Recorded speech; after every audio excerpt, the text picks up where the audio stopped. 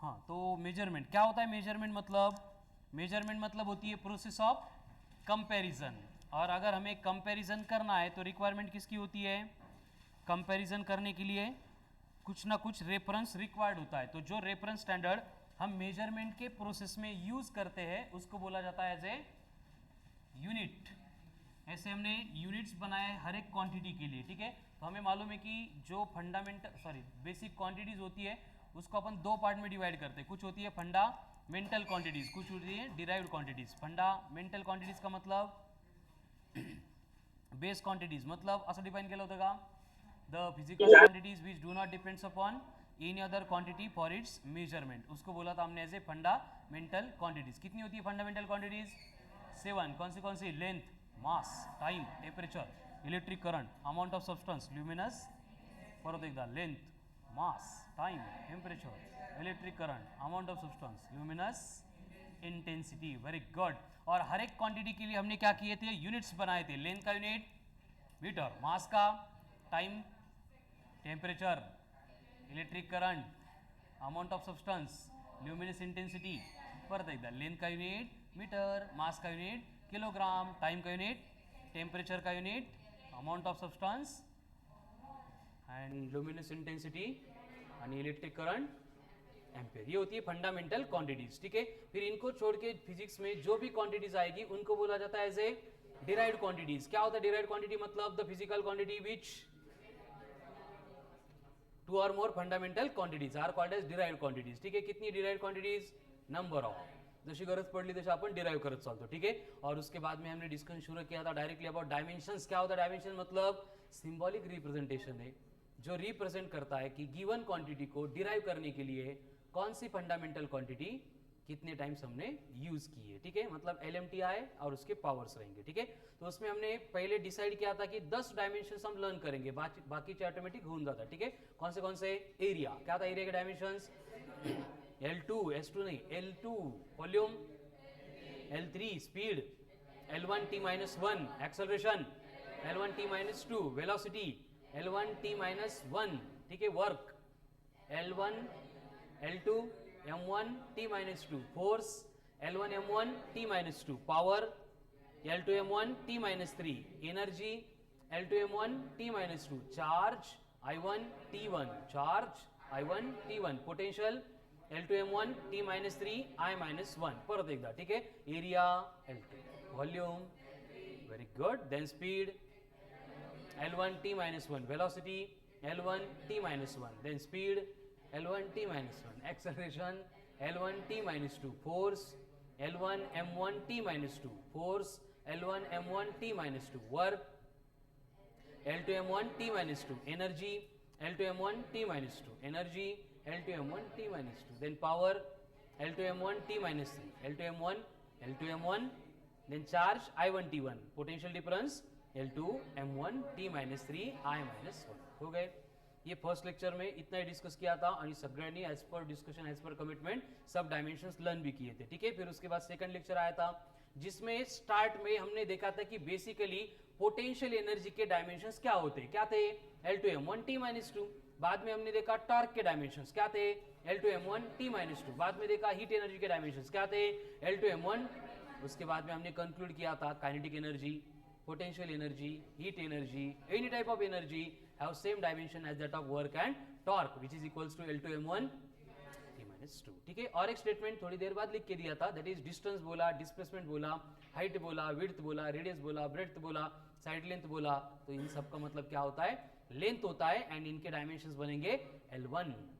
And वो खत्म होने के बाद फिर नेक्स्ट टास्क दिया था आपको जो 30 डायमेंशंस हम यहाँ पे डिस्कस करेंगे उनके फॉर्मूले आपको लर्न करने थे, ठीक है, वन बाय वन। पहली शुरुआत की थी from surface tension, force upon length. Force upon length मतलब आता ये आयला पाहिजे, फोर्स के dimensions L1 M1 upon L1 cancel, तो M1 T-2। उसके बाद में coefficient of viscosity, coefficient of, उसके लिए फॉर्मूला था F equal to 6 pi eta RV, मतलब ईटा बनेगा 6 पाई नहीं केला F अपॉन RV। तो परत F मतलब फोर्स, R मतलब रेडियस, V मतलब वेलोसिटी। इनके डायमेंशंस मालूम है, पुट करो। फोर्स के dimensions L1 M1 T-2 upon L L1 and V है मतलब L1 T माइनस वन, तो यहाँ पे क्या होगा L2 L2, नहीं L1 L1 कैंसिल होगा, L प्लस वन ऊपर जाके L minus one, M1 T minus one, L minus one M1, ये हो गए कोएफिशिएंट ऑफ विस्कोसिटी। उसके बाद में नेक्स्ट क्वांटिटी डिस्कस की थी दैट इज लीनियर मोमेंटम। क्या होता है linear momentum? Product of mass into क्या था, मास m1, velocity L1 T minus one, मतलब m1 L1 T minus one, ये हो गए लीनियर मोमेंटम के। बाद में आता है angular momentum mvr, mass into velocity into, मतलब डायमेंशंस बनेंगे L1 L2 m1 T minus one. And पहले पांच जो थे उस सीक्वेंस का लास्ट था dimensions for impulse force into time, और फोर्स के dimensions L1 m1 T minus to, into time मतलब T1, तो T plus one T minus to T minus one, तो इम्पल्स के dimensions L1 m1 T minus one, ठीक है। और पाच पाच की ग्रुप हमने किए थे, उसके लिए रीजन है, क्या रीजन आहे?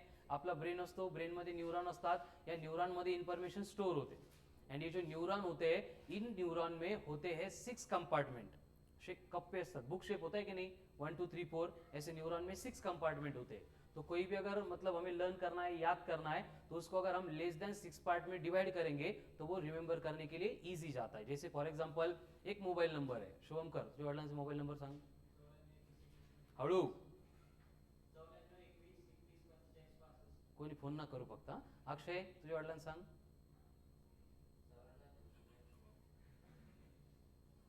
ठीक आहे। त्यानंतर तेजस, अरे सगळे मराठीचे का, सगळे जे महाराष्ट्राचे का, हा इंग्लिश मध्ये सांग, हा भगत हा, दोन्ही नंबर ऐकले, बरोबर आहे। मग हे मराठीत ऐकलं, इंग्लिश मध्ये ऐकलं, लर्न करायला कुठलं बेटर आहे? तुम्हाला जर आठवत सांगितलं का बरं, मराठी अपनी मातृभाषा म्हणून नहीं, हमने क्या किया, जब मराठी में बोले तब उसको 5 पार्ट में डिवाइड किया, नंबर तो 10 थे, 94, बरोबर है कि नहीं। जब इंग्लिश में बोला तो 9 4, तो होता क्या है कि अगर नंबर इस तरह से लर्न करेंगे 94 21 31 35 55, तो उस केस में क्या होगा, एक न्यूरॉन में पूरा नंबर सेव हो जाएगा। बट त्याला जर आपण 9 4 2 1 3 1 3 5 2 5, काय होतं, एक न्यूरॉन भरून जातो पहिले 6 मध्ये, उरतात किती 4, ते दुसऱ्या न्यूरॉन मध्ये जातात, म्हणजे 2 न्यूरॉन इन्फॉर्मेशन स्टोर करतात, ब्रेन मध्ये जातात, बट कुठं जातात त्याचा ऍड्रेस सापडत नाही।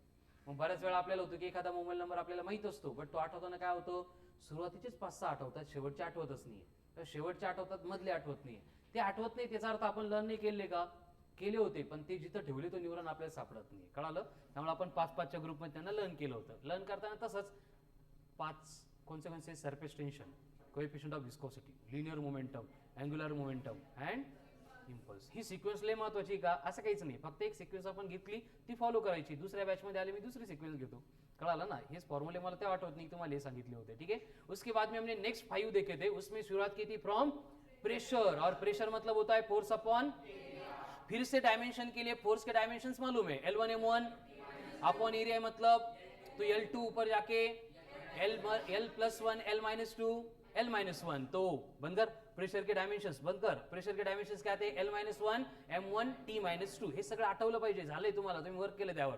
प्रेशर के बाद लेके आए थे स्ट्रेस को, स्ट्रेस भी क्या होता है, फोर्स अपॉन एरिया, फिर डायमेंशंस बनेंगे L minus one M1 T minus two. उसके बाद में स्ट्रेस 3 टाइप की, लॉन्जिट्यूडनल, वॉल्यूम, शियरिंग स्ट्रेस। उसके बाद में modulus of elasticity, Young's modulus, bulk modulus, modulus of rigidity, इनके सबके फॉर्मूले सेम लिखे थे, फोर्स अपॉन एरिया, मतलब उसके डायमेंशंस बने थे L माइनस वन M1। उसके बाद में फिर से हमने कंक्लूड किया था कि stress, longitudinal stress, volume stress, shearing stress, pressure, then modulus of elasticity, Young's modulus, bulk modulus and modulus of rigidity have same dimension, that is L minus one M1 T minus two. उसके बाद आया था strain, same quantity का ratio था तो dimension less था, ठीक है। प्रेशर हो गया, स्ट्रेस हो गया, स्ट्रेन हो गया। उसके बाद में universal gravitational constant, very good, उसका यूनिट था न्यूटन मीटर स्क्वायर पर केजी स्क्वायर, तो न्यूटन के पुट कर दिए L1 M1 T minus two into metre square मतलब L2 अपॉन केजी स्क्वायर मतलब M2, सिंप्लीफाई करेंगे तो L3 M minus one T minus two. फिर यूनिवर्सल ग्रेविटेशनल कांस्टेंट के बाद में यूनिवर्सल गैस कांस्टेंट, उसके लिए PV इक्वल्स टू nRT, यानी R equals to PV upon NT। P का मतलब pressure, L minus one M1 T minus two, volume का मतलब L3। अपॉन एन मतलब मोल, टी का मतलब K1, सिंप्लीफाई करेंगे तो L2 M1 T minus two K-1 mole raise to -1। फिर जहाँ पे गैस कांस्टेंट आता है उसके साथ बोल्ट्जमैन कांस्टेंट आता है, KB equals to R upon Na का मतलब एवोगाड्रोस नंबर है, कोई फर्क पड़त नहीं, मतलब डायमेंशंस सेम रहेंगे। ये नेक्स्ट 5 हो गई। फिर last 5 latent heat upon mass, heat मतलब एनर्जी है, एनर्जी के dimension L2 M1 upon mass से मतलब M1 क्या बने डायमेंशन L2 T-2। उसके बाद में specific heat Q upon MT, तो क्या हो गया Q बाई M था, बस डिनोमिनेटर में टेम्परेचर आ गया, मतलब L2 T-2 के साथ में K-1 आएगा, तो हो गई लेटेंट हीट के बाद में स्पेसिफिक हीट। नंतर युनिवर्सल ग्रॅव्हिटेशनल कॉन्स्टंट होता नंतर, ठीक आहे, उसका हो गया। नेक्स्ट रेजिस्टन्स, नाही ना, हे 15 झाले, राहिले ना अजून का झाले? हां बस एवढेच बघितले ते 15। बाद में हां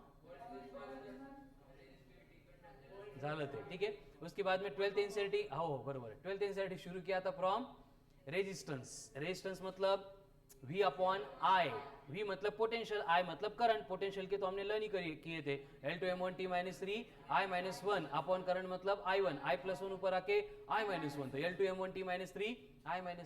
फिर उसके बाद में कंडक्टेंस, उसका रेसिप्रोकल, जो प्लस थे उनको माइनस बना दिया, L-2 M-1 T+3 I+2। उसके बाद में रेजिस्टिविटी, क्या थी resistivity? Rho equals to RA upon L, RA upon L, R का वही L2 M1 T-3 I-2 into A मतलब L2 अपॉन L मतलब L1, सिंप्लीफाई करके L2 का L3 M1 T-3 I-2, ये हो गए रेजिस्टिविटी। फिर उसके बाद में एक्सलेंट, वेरी गुड, कंडक्टिविटी के लिए क्या किया? रेसिप्रोकल ऑफ रेजिस्टिविटी, उल्टा कर दिया, क्या हो गया? फिर L+3 था -3, M+1 था -1, T-3 था +3, I-2 था मतलब L-3 M-1 T3 I2, हो गया, रेजिस्टिविटी हो गई। फिर कंडक्टिविटी हो गई। उसके बाद में इंडक्टेंस, इलेक्ट्रिक फील्ड इंटेंसिटी, क्या होती है electric field intensity? Force upon charge, force upon charge. फिर फोर्स के dimensions L1 M1 upon charge I1, ऊपर जाके L1 M1 T-3 I-1। Electric field intensity के बाद में इलेक्ट्रिक फ्लक्स, क्या? ठीक है, लीनियर चार्ज डेंसिटी क्या थी? Lambda equals to Q upon L, मतलब L-1 I1 T1, surface charge density Q upon A मतलब L-2 I1 T1, volume charge density Q by V मतलब L-3 I1 T1, हो गया। उसके बाद में इलेक्ट्रिक फ्लक्स था, क्या होता है electric flux? Phi equals to E into A। अब E के dimensions L1 M1 T-3 I-1 into area मतलब L2, 2 + 1 हो गए 3, तो क्या बना था? L3 M1 T-3 I-1, L3 M1 T-3 I-1, ये हो गया इलेक्ट्रिक फ्लक्स, ठीक है। उसके बाद में परमिटिविटी इप्सिलॉन नॉट बर मैग्नेटिक इंडक्शन, क्या होता है magnetic induction? B equals to F upon IL, F मतलब force upon current into length, force मतलब ऊपर L1 M1 T-2 upon current मतलब I1, लेंथ मतलब L1 कट, I+1 ऊपर जाएगा -1, क्या होगा फिर? M1 T-2 I-1, क्या था ये? मैग्नेटिक इंडक्शन आ गया। फिर मैग्नेटिक फ्लक्स क्या था? Phi equals to B into A का L2 बस ऐड करना है, क्या हो गए? L2 M1 T-3 T-2 I-1। उसके बाद में permeability of free space, permeability of free space, और उसका यूनिट क्या था? वेबर पर एम्पियर मीटर, और उसके लिए मैंने लिख के दिया था कि फ्लक्स का यूनिट क्या होता है? वेबर होता है। तो फ्लक्स के dimensions upon ampere into metre किया, μ0 मिलेगा। आणि किती बरे डायमेंशन होते त्याचे? L1 M1 T-2 I-2, L1 M1 T-2 I-2। वैसे परमिटिविटी के फाइंड किए, उसमें क्या था? कूलम स्क्वायर पर न्यूटन मीटर स्क्वायर, कूलम मतलब चार्ज, तो क्या बनेगा? I2 T2 upon L1 M1 T-2 into L2, तो L2 प्लस L1 L3 ऊपर आके L-3, क्या होगा? L-3, M+1 ऊपर आके -1 एंड T-2 ऊपर आके +2 तो बनेगा L3 का L-3 M-1 T4 I2 आणि सगळ्यात इम्पॉर्टंट सांगितली होती मी. ठीक आहे, देखो म्यू नॉट के L1 M1 T-2 I-2 epsilon not के L-3 M-1 T4 I2 कितने हो गए? Planck's constant at the end देखा था. ठीक है, उसका यूनिट होता है जूल इंटू सेकंड. जूल मतलब L2 M1 T-2 into second मतलब T1. सिम्प्लीफाई किया L2 M1 T-1 हो गया. आता हे बघा, जे फर्स्ट लेक्चरला होते त्यांना सेकंड लेक्चर एकदम भारी कळालं होतं. जे फर्स्ट लेक्चरला पण होते आणि सगळं लर्न केलं, मी बोललेलं सगळं कळत होतं, दिसत होतं, कळालं ना. जे एखाद्या लेक्चरला नव्हते किंवा प्रिपरेशन नाही केलेलं चाललंय वरतून, बरोबर आहे. मग यासाठी सगळ्यात इम्पॉर्टंट कंडिशन काय? एक तर रेग्युलॅरिटी. कळालं ना. काही झालं तरी मी सांगितलं की थर्ड वर्ल्ड वॉर सुरू झालं, एक करोना विरोना जाऊ द्या, थर्ड वर्ल्ड वॉर सुरू झालं, एक बॉम्ब आपल्या हातावर पडला, एक पाय एक हात बॉम्बने उडालाय, तरी पण इथपर्यंत चालत आलो पाहिजे आपण एका पायावर. एवढं आपलं म्हणतो काय तो व्हेरी गुड, एवढं डेडिकेशन असलं पाहिजे. कळालं ना. त्यामध्ये एक्सक्यूजच नाही पडणार बॉम्ब. काय झालं तुला? हो, ठीक आहे. तो यहाँ पे कळालं ना बॉम्बची गोष्ट. तर त्यामुळे कुठल्याही कंडिशनमध्ये काही जरी झालं, म्हणजे मी एखाद दिवशी नसलो तरी पण तुम्ही इथे यायला पाहिजे. कळालं ना. असं होत नाही पण कधीमध्ये होत असतं. ठीक है, और उसके बाद में जो वर्क बोला है अगर सेम डे कंप्लीट करेंगे तो क्या होगा? तभी कंप्लीट होगा. कळालं ना. तर आज आपण काय करणार? नेक्स्ट 30 पुढचे 30 डायमेन्शन्स घेणार. 30 राहिलेच नाही आता. कळालं ना. जेवढे राहिले तेवढे रिमेनिंग आज कंप्लीट होणार. मग अगोदरचे जर तुम्ही लर्न केले व्यवस्थित, काल 30 केले, अगोदरचे 10 आपले झालेलेच आहेत. 30 + 10 40 झालेत तुमचे. आणि त्या 40 मध्ये जसं स्ट्रेस के डायमेंशन 3 टाइप के सेम थे, है ना, उसमें ऐड करेंगे तो नियर अबाउट आपके 15, मतलब 40 + 15 55 आपके हो गए कंप्लीट. अभी जो बच्चे कुछ आज कंप्लीट करेंगे. ठीक है, उसके लिए मॉड्यूल निकालो. मॉड्यूल में एक पेज है, कितना है पेज नंबर? 73 47 बॉल, जिसमें टेबल दिया है देखो सब. हाँ, तेज पेज नंबर किती आहे? 2.18 2.17 2.17 सापडलं का? चलो, अभी जितने डायमेंशन्स हमें रिक्वायर्ड है सबकी लिस्ट यहाँ पे दी है. बट बघा आपलं काम किती सोपं झालेलं आहे. चलो, क्या आहे फर्स्ट फॉर्म्युला? Area L2. आता झोपेतून उठून विचारलं तरी येतं आपल्याला. Next volume L3. Next density बाकी अपनी मास डेंसिटी. अब बोर्ड पे ध्यान दो. अरे बड़बड़. अब आज का फर्स्ट फॉर्मूला आ गया डेंसिटी का, और डेंसिटी इक्वल टू होती है मास अपॉन वॉल्यूम. बड़बड़ करायची नाही. मास मतलब M1, वॉल्यूम मतलब L3. L+3 ऊपर आएगा तो L-3 M1 हो गए डेंसिटी. डेंसिटी के बाद में क्या दिया है? स्पीड का वेलोसिटी दोनों पण L1 T-1. स्पीड के बाद में L1 T-1, उसके बाद L1 T-2. नेक्स्ट मोमेंटम म्हणजे linear momentum, mass into velocity L1 M1 T-1. Next force ले अवघड आहे L1 M1 T-2. नेक्स्ट हाँ work L2 M1 T-2.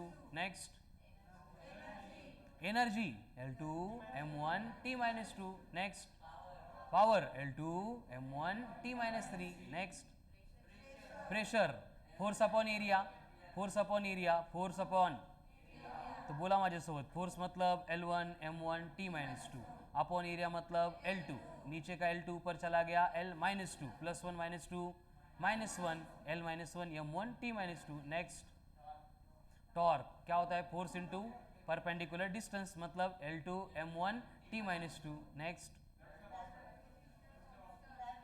Universal gravitational constant, परत तेच न्यूटन मीटर स्क्वेअर पर kg² मतलब L3 M-1 T-2. Next impulse of force म्हणजेच impulse force into time म्हणजे L1 M1 T-1.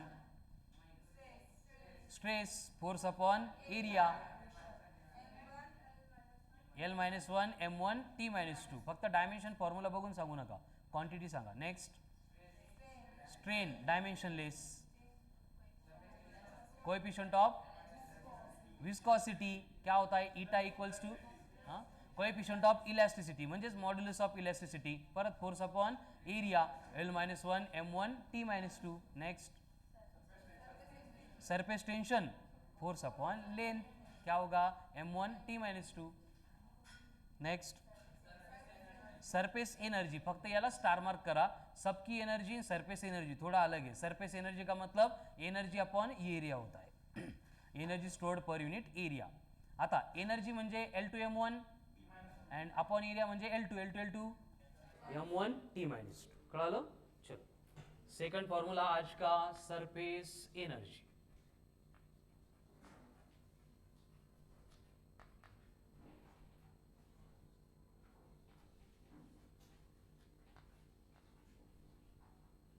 Energy upon area. Energy मतलब L2 M1 T-2. Area मतलब L2 cancel, M1 T-2 M1 T-2 हो गया. Next F equal to 6 pi eta RV, eta equals to F upon, तो क्या होगा F मतलब L1 M1 T-2, R मतलब L1, V मतलब L1 T-1. एक L1 कैंसल, तो क्या बचा L-1 M1 T-1. Next angle तो डायमेंशन लेस है, क्या होता है एंगल का formula arc length upon radius, तो दोनों के लेंथ है, लेंथ का रेशियो मतलब डायमेंशन लेस. एंगुलर वेलोसिटी, खूप अवघड वाक्य राहिलेत आता, व्यवस्थित लक्ष द्या. एंगुलर वेलोसिटी, अब ये एंगुलर वेलोसिटी का फॉर्मूला होता है थीटा बाय टी, यानी एंगल अपॉन टाइम. आता एंगलला डायमेंशन नाहीच, तो टाइम मतलब 1 अपॉन टी, ऊपर आके T-1. अब एंगुलर वेलोसिटी दी मतलब एंगुलर एक्सेलरेशन भी देंगे, है का. एंगुलर एक्सेलरेशन क्या होता है, angular acceleration angular velocity upon time. तो वेलोसिटी में T-1 था, यहाँ पे और एक टाइम डिनोमिनेटर में, तो वो ऊपर आके -1 हो जाएगा, तो क्या बना T-2 हो गया. नेक्स्ट मोमेंट ऑफ इनर्शिया, ठीक है, मोमेंट ऑफ इनर्शिया. अब मोमेंट ऑफ इनर्शिया का फॉर्मूला होता है मास इनटू डिस्टेंस या फिर रेडियस का स्क्वायर. डिस्टेंस का स्क्वायर असं असतं ते, kg मीटर स्क्वायर उसका यूनिट है, mr स्क्वायर ये फॉर्मूला है. तो मास इनटू डिस्टेंस का स्क्वायर, मास है तो M1, डिस्टेंस का स्क्वायर मतलब 2 बार L2 into M1. Next radius of gyration, radius सांगितलं आहे अगोदर, लेंथ है विड्थ है कोई भी रेडियस है उसका मतलब लेंथ ही होता है L1. Next M into V into R, L2 M1 T-1. Trigonometric ratio कोणते, sine theta, cos theta, tan theta, sec theta, cosec theta, cot theta. सब थीटा मतलब एंगल है, एंगल तो डायमेंशनलेस है, सारे डायमेंशनलेस. पिरियडिक टाइम म्हणजे time है T1.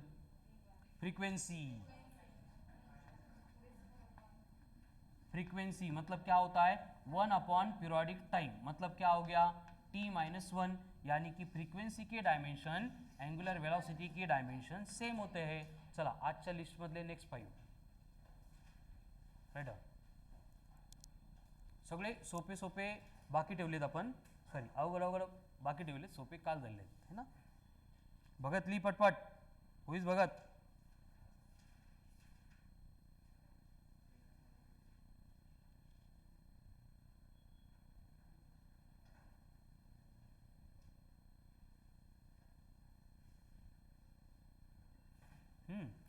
Finished.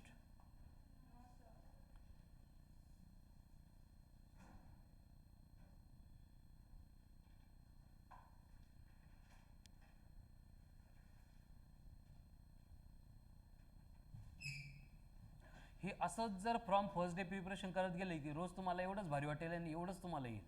रोजच्या टेस्टमध्ये पण एवढेच मार्क्स पडतील, फक्त हा परफॉर्मन्स ही कन्सिस्टन्सी आपल्याला मेंटेन करावं लागेल रेग्युलर.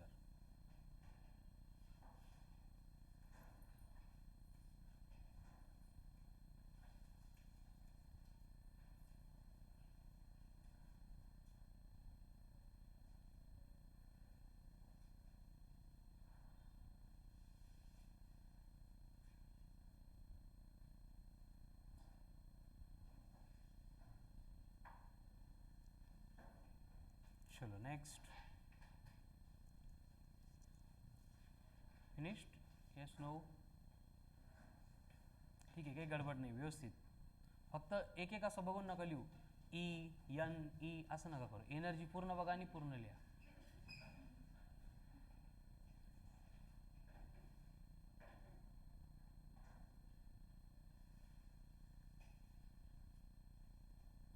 एव्हरीबडी आज होमवर्क आहे तुम्हाला, ठीक आहे. एकतर रात्री झोपण्याच्या अगोदर किंवा सकाळी उठल्यानंतर जेवढे डायमेन्शन आणि त्याचे फॉर्म्युले लर्न केलेत सगळ्यांनी व्हॉइस नोट सेंड करायचे. कळालं ना? त्या व्हॉइस नोट्स जर नाही आल्या तर मला असं वाटेल की तुम्ही ते प्रिपेअर नाही केलं, आणि एकदा मला कळालं की तुम्ही प्रिपेअर करत नाही, मग रोज माझ्यासाठी तुम्ही जोकचा पार्ट होऊन जाता. कळालं ना? याच्यानंतर मग ते सुरू होऊन जातं. एखाद्याला टार्गेट करतो ना आपण, का करतो? कारण ते येड्याने करतो म्हणून. कळालं? तसं होऊ नये म्हणून पहिल्यापासून प्रिपेअर करा. बरोबर आहे मनमत? खूप त्रास होतो मग.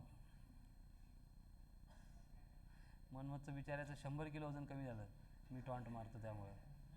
चलो नेक्स्ट. नित्या होईल का बेटा आज? झालं लिहून? नहीं नित्या, तू नित्या है का? रोहिणी है तू? हाँ. चलो हो गए. नेक्स्ट क्या है? Planck's constant. प्लैंक्स कांस्टेंट हो गया. जूल इनटू सेकंड मतलब L2 m1 t minus 1. Next relative density, ठीक है, उसको छोड़ दो. नेक्स्ट कौन छोड़ दो? Velocity gradient. हाँ, ग्रेडियंट वाली इंपॉर्टंट है. अब देखो 6 में आ रहा है वेलोसिटी ग्रेडियंट. आता हे ग्रेडियंट लक्षात ठेवायचे. कधी पण आपण ग्रेडियंट घेतला याचा अर्थ त्याला डिस्टन्सनी डिवाइड करतोय. यानी वेलोसिटी ग्रेडियंट लिया तो वेलोसिटी अपॉन डिस्टन्स. अगर बोला है प्रेशर ग्रेडियंट क्या होगा? वेरी गुड, शिकली लगेच. Pressure upon distance. अगर आपको पोटेंशियल ग्रेडियंट बोला, पोटेंशियल ग्रेडियंट बोला है, क्या होगा? Potential upon distance. अगर टेम्परेचर ग्रेडियंट बोला, टेम्परेचर ग्रेडियंट बोला तो क्या होगा? Temperature upon distance. Clear? Gradient का मतलब वही होगा, हर बार क्या करेंगे हम उसको डिस्टेंस से डिवाइड करेंगे. ठीक है, अब डायमेंशंस फाइंड करते हैं. वेलोसिटी अपॉन डिस्टेंस, वेलोसिटी के L1 t minus 1 upon L1, L1 cancel, क्या बचा? Very good. Then pressure upon distance है, प्रेशर यानी L minus 1 m1 t minus 2 upon L1 मतलब L minus 2 m1 t minus 2. आता लिहून बघायची गरज नाही, आपल्याला माहिती वर L माइनस 1 होतं, खाली L1 आलं, ऊपर जाके माइनस होगा तो L माइनस 2 बनेगा. ही प्रॅक्टिस झाली पाहिजे. कळालं? बट हे कधी पॉसिबल आहे?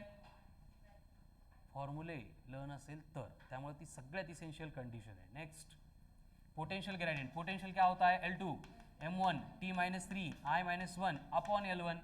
एक L1 कम होगा यानी L1 m1 t minus 3 I minus 1. Then temperature upon distance है, टेम्परेचर मतलब K1, डिस्टेंस मतलब ऊपर आके L माइनस 1.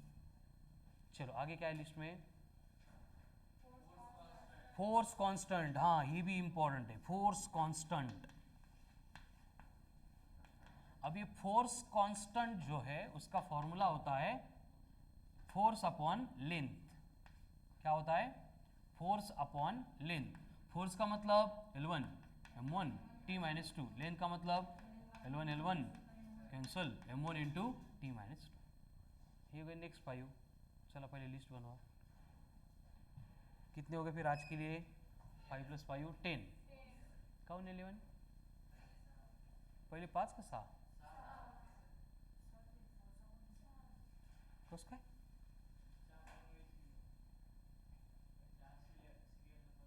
हो, एवढा मोठा गोळ? तसं नाही, ती स्कीम आहे ती. सांगायचे 10, त्यात द्यायचे 2-4. आता काल वर्षीट दिली होती सरांनी एक? काल वर्षीट नाही दिली का? दिले ना? नाही, पेपर आणि वर्कशीट होती क्वेश्चन सॉल्व करायची. दिली ना? त्यात किती क्वेश्चन आहेत? 29, 36. नावाला 36 आहे, एका क्वेश्चनमध्ये 8 आहेत. बरोबर आहे की नाही?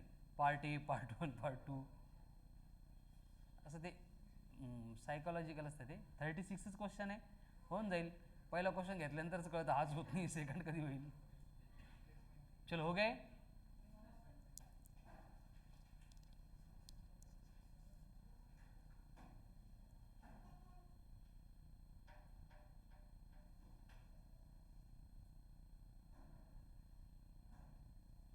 तुझ्या नावामध्ये 7-8 जणांची नाव झाली असते मनमत.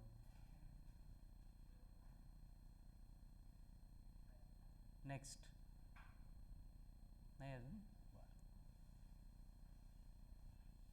आज कोण येणार मग टॉप फर्स्ट रँक? अरे सर पहिला हातवर आला पाहिजे सर. मी असताना असं विचारू का शकता तुम्ही? यशवंत, तेजस, मनमत. बर आपण नाही का? काल किती? 15 58 मला वाटतं 15. तुला टेस्टच नाही दिली. किती पडले मग? ती नको बघू बघू माझ्याकडे आहे 26. चलो हो गया. किरण आता कळायला लागलंय का नाही अजून? काल होता का तू? सगळे पहिल्यापासून लेक्चर करतो डायमेन्शनचे, मग सगळं कळायला पाहिजे तुला आता. ओके चलो नेक्स्ट क्या है लिस्ट में? हाँ हीट. हीट का मतलब हीट एनर्जी L2M1 T-2 हो गया था. नेक्स्ट झालंय ठीक आहे. S equal to M upon नहीं Q upon M into delta T. Q by M मतलब L2T-2, डेल्टा टी मतलब K-1. आगे लेटेंट हीट का थर्मल कंडक्टिविटी. थर्मल कंडक्टिविटी क्या है? थर्मल कंडक्टिविटी हुआ था कि ये नहीं हुआ था. ठीक है इसको पर्पजफुली आपण बाजू में रख रहे हैं. इसको थोड़ा बाजू में रखो. ठीक है हे बाजू में का? कारण हे कुठंच काहीच कामाचे नाही येणार आपल्याला. ठीक आहे हे फक्त त्याच पर्टिक्युलर केसमध्ये आपल्याला लागतात. डिपेंड पण नाही जास्त. ठीक है नेक्स्ट एंट्रोपी उसको छोड़ दो. एंथैल्पी को भी छोड़ दो. आगे गैस कांस्टेंट हो गया था. गैस के नीचे बोल्ट्जमैन होगा, स्टीफन्स होगा. स्टीफन्स है ठीक है. स्टीफन्स थर्मल के साथ में रहने दो. ठीक है next solar constant, then Wien's constant, mechanical equivalent of heat. Next नहीं 11th एनसीईआरटी के खत्म हो गए. जो 5 हमने बाजू में रखे उसका रीजन ये है कि ते आपल्याला कुठंच लागत. कळालं ना? एक तो सिलेबस में उनके फॉर्मूले एकदम उसके एप्लीकेशन नहीं के बराबर है, इसलिए डायमेंशंस भी रिक्वायर्ड नहीं होता है. म्हणजे त्याला सोडणार नाही आपण. डायमेंशंस घेणार आहे पण पहिल्या फळीमध्ये नहीं घेणार. कळालं? नेक्स्ट पार्ट में देंगे उसको. पहले जो रिक्वायर्ड है उसको 100% कंप्लीट करने के बाद. ठीक है तो यहाँ पे इतनी लिस्ट खत्म होने के बाद 11th एनसीईआरटी के पूरे डायमेंशंस हमारे लर्न हो गए. आणि याचा ॲडव्हान्टेज असे की 11th एनसीईआरटीचा जो सिलेबस आहे तो पण आपल्याला सगळा माहीत झाला. म्हणजे कंप्लीट 11th एनसीईआरटीमध्ये आपल्याला फक्त हेच फॉर्म्युले आणि यांचेच ॲप्लिकेशन एवढाच पार्ट डिस्कस करायचा आहे. क्लियर आहे? चलो हे लिहून पण झालं होतं. अभी जाते 12th एनसीईआरटी में. क्या है? चार्ज का इलेक्ट्रिक चार्ज है. दोनों सेम ही है. काय फर्स्ट काय? Electric charge I1 T1. Next potential work upon charge मतलब L2M1 T-3 I-1. नेक्स्ट हो गया था V बाय I. आगे कैपेसिटेंस ये नया है. ठीक है अब कितने हो गए थे? 10 हो गए थे कि नहीं? कैपेसिटेंस. अब देखो ये जो कैपेसिटेंस है इक्वल टू होता है charge upon potential difference. Charge upon potential difference यानी Q बाई V. ठीक है तो Q मतलब चार्ज, उसके डायमेंशंस क्या होते हैं? I1 T1 upon potential difference है. पोटेंशियल डिफरेंस के डायमेंशंस हाँ L2 M1 T-3 I-1. अब ये डिनोमिनेटर न्यूमरेटर में जाएगा तो पावर का साइन रिवर्स. L2 बनेगा L-2, M1 बनेगा L-2 M-1 T4 परत एकदा L T4 I2. इसको मैं स्टार मार्क करता हूं. इसको अलग रखो. कौन से? ये म्यू नॉट इप्सिलॉन नॉट सोबत त्याला लर्न करायला. ठीक है क्या है? फिर से आता इथं कन्फ्यूज होतोय. प्लस मायनसचा गोळ होतो. ठीक है फॉर्मूला याद किया. चार्ज अपॉन पोटेंशियल है. पोटेंशियल में कौन है? L+2 डिनोमिनेटर में ऊपर जाएगा तो -2. M+1 ऊपर जाएगा तो +1 -1 हो जाएगा. मतलब LM यहाँ पे निगेटिव है. T4 I2 तर सगळीकडे असतं. ठीक है तो आगे कंडक्टर कैपेसिटेंस हो गया. इंडक्टेंस. आता इंडक्शन डिफरेंस है डिफरेंट है और इंडक्टेंस डिफरेंट है. ठीक है यहाँ पे इंडक्शन दिया है आपको. क्या इंडक्टेंस है? इंडक्टेंस है. ठीक है तो इंडक्टेंस का मतलब होता है एक्चुअल में सेल्फ इंडक्टेंस. सेल्फ इंडक्टेंस या फिर म्यूचुअल इंडक्टेंस, सेल्फ इंडक्टेंस या फिर म्यूचुअल इंडक्टेंस। तो इनके जो है दोनों के फॉर्मूले सेम है, तो डायमेंशंस भी सेम आते हैं। इसका एक्चुअल में फॉर्मूला होता है E upon D I by D T. क्या है फॉर्मूला?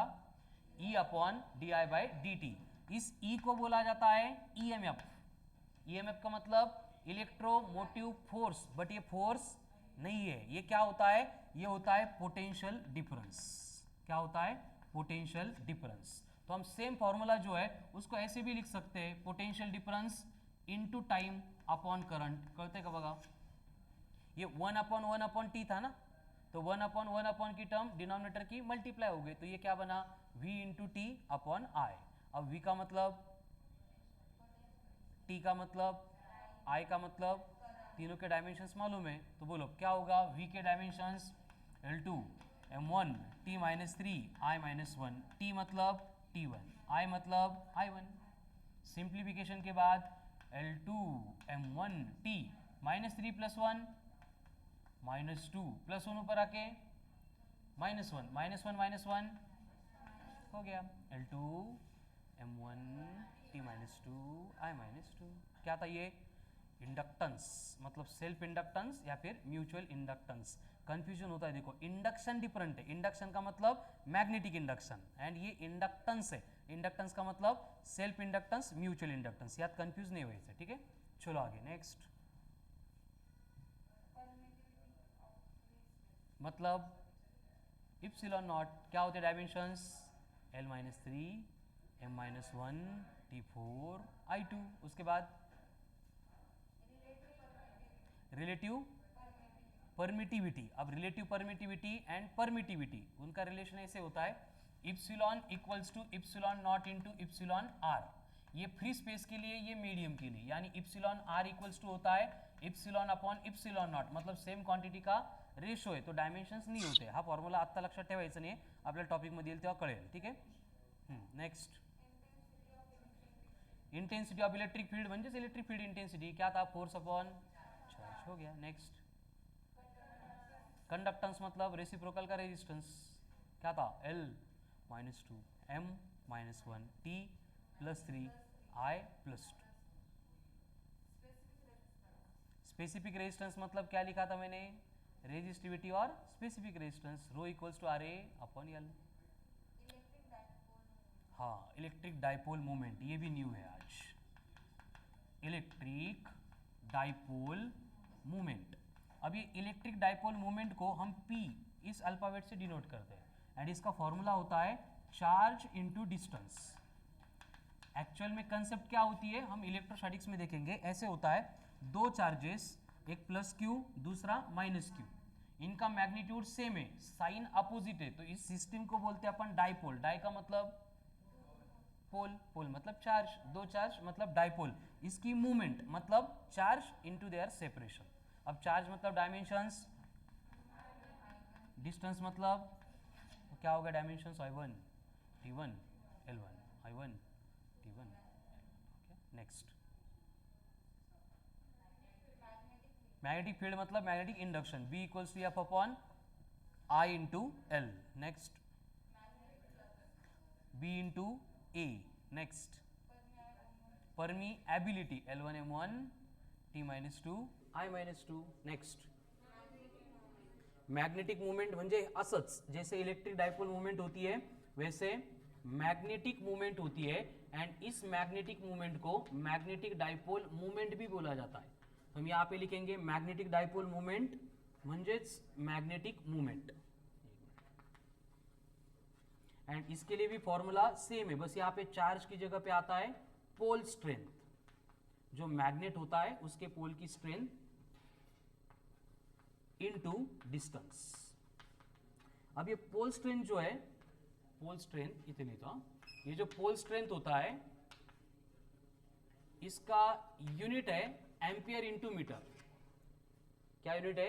एम्पियर इंटू मीटर, यानी कि हम ऐसे लिख सकते हैं pole strength ampere into metre है, इंटू डिस्टेंस मतलब उसका यूनिट भी मीटर है, तो मैग्नेटिक डाइपोल मोमेंट का यूनिट होता है एम्पियर इंटू मीटर स्क्वायर। तो इसके ऊपर से डायमेंशन हम इजीली कैलकुलेट कर सकते हैं, क्या होगा? L2 I1। मीटर स्क्वेयर है मतलब L2, एम्पियर है मतलब I1. देव इधर, ठीक आहे. नेक्स्ट पहिले लिहून घ्या. हे ती जागा नाही राहिली ना आपल्याकडे. बरं सांगा, करू ॲडजस्ट. काय पोल स्ट्रेंथ, ये पोल स्ट्रेंथ जिसका यूनिट है एम्पियर इंटू मीटर. हो गया. अब चलो बनाओ 5 की लिस्ट.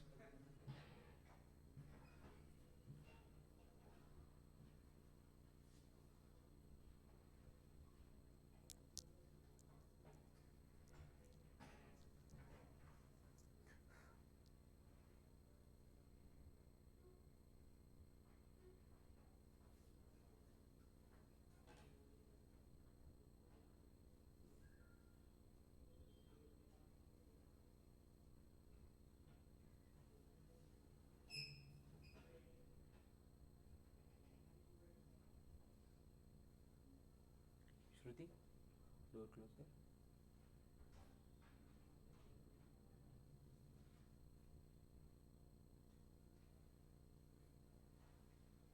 ठोकळ सगळं पाड झाली पाहिजे सगळ्या. ठोकतो सगळं म्हणून गौरव लिहून घेतोय सगळं. छापून घ्या आजचे दिवस.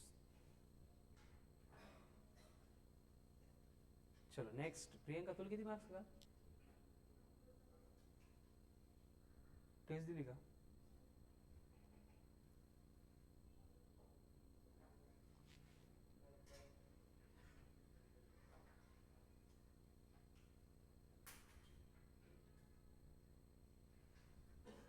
वन 36 फक्त.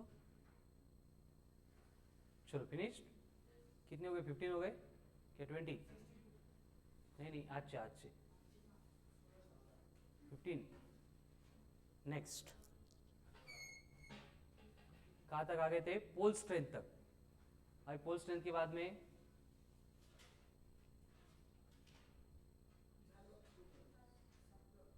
थोड़े लवकर.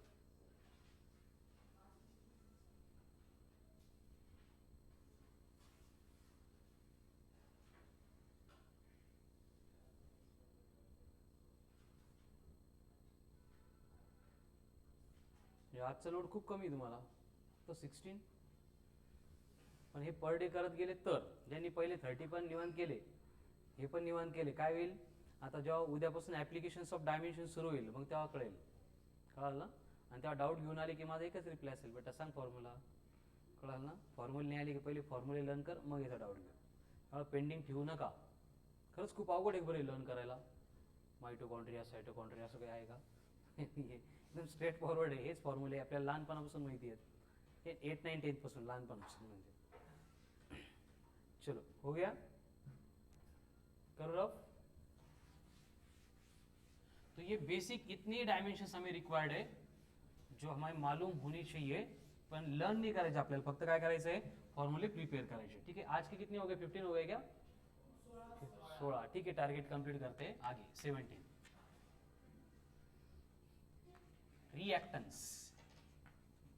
रिएक्टेंस. अब ये रिएक्टेंस का मतलब होता है एक तो कैपेसिटिव रिएक्टेंस या फिर इंडक्टिव रिएक्टेंस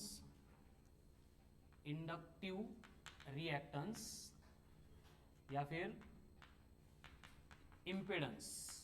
यांचे फॉर्म्युले वेगवेगळे आहेत बट इनकी जो डायमेंशंस है वो सेम होते हैं एंड ये सिमिलर होते हैं as that of resistance.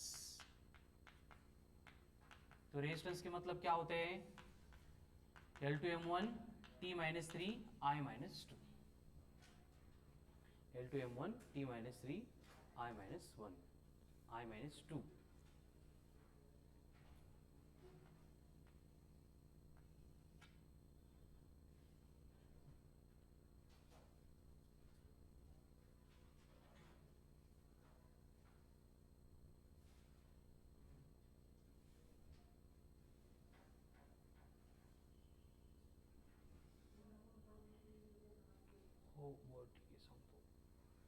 Next mu naught into epsilon not.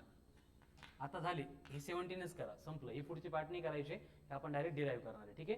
But important इसलिए नंबरिंग दिया मैंने. Epsilon not into mu not क्या होता है? ये इप्सिलॉन नॉट मतलब परमिटिविटी, म्यू नॉट मतलब permeability. Manisha stand up. Mu not के डायमेंशंस न बघता stand up stand up. Dimensions for mu not.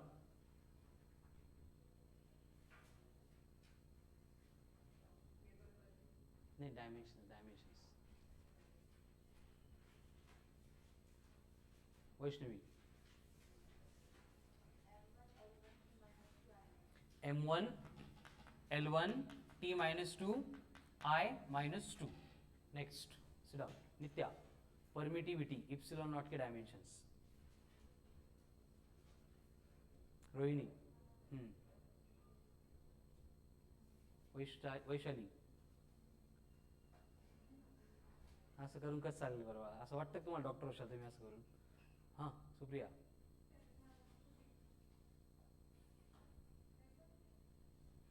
sit down. श्रुती. नाही साक्षी.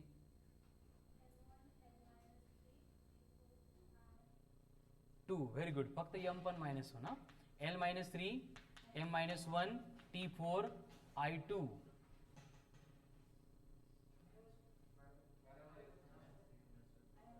मग सांग थांबा तिथं ऐकून घेऊ ना. बरोबर तुझं पण म्यू नॉटची ना. अब यहाँ पे l प्लस वन है, यहाँ पे l माइनस थ्री है, तो plus one minus three minus two. m plus one minus one I plus two minus two t minus to t plus four. क्या आ गया फिर? Mu naught into epsilon not आहे. जर आपल्याला म्यू नॉट माहित असेल तर आपण हे सॉल्व करू शकतो. काल होते मला वाटतं असे क्वेश्चन है ना. l minus two T to.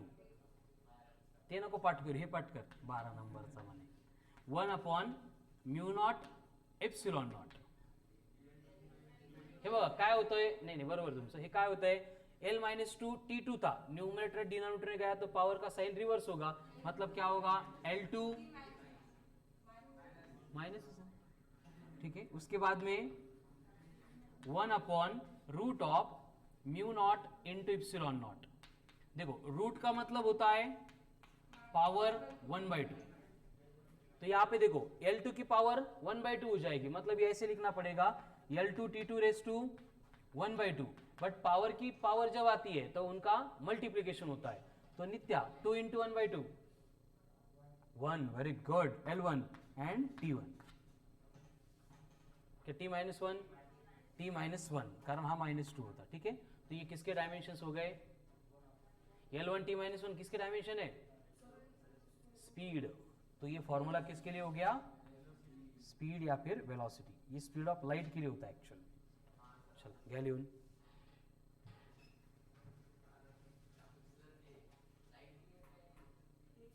हो लाइट इयर काय आहे?